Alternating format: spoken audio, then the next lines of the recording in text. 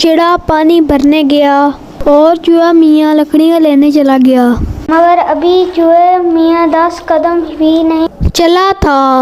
उस एक बिल्ली ने उन्हें दबोच लिया। चिड़े मियाँ पानी भरने गए तो उनका पाँव फिसला और वो कुएं में जा गिरे।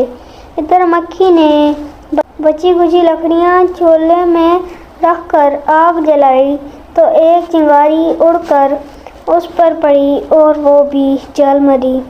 और यूं उनके बेइंतफाकी से बसा बसाया घर तबाह हो गया। इस कहानी से हमें ये सबक मिलता है कि हमें दूसरों की बातों का असर नहीं लेना चाहिए।